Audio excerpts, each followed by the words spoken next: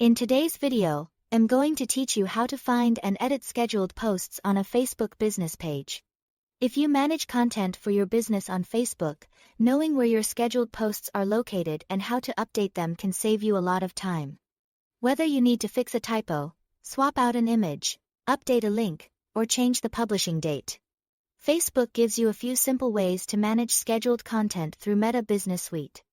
To get started, open Facebook and select your profile picture. From there, switch over to your Facebook business page profile. This is important because you'll want to make sure you are managing content from the correct business page before making any changes.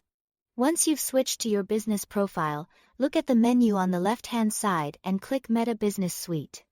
This is the main area where you can manage posts, scheduling, and page content in one place. If your goal is to find scheduled posts, there are two easy ways to do it. First, you can select Planner. This gives you a calendar view of your scheduled content. And you can look at it by week or by month depending on what's easier for you. This view is especially helpful if you like seeing your content laid out visually across different dates.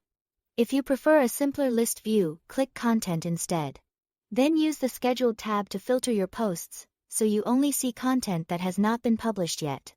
This is a great option if you are managing a lot of posts and just want a clean, organized list.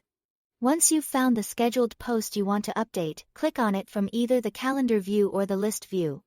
After that, click Options, which may also appear as the three-dot menu icon. From that menu, select Edit Post. Now you can make the changes you need.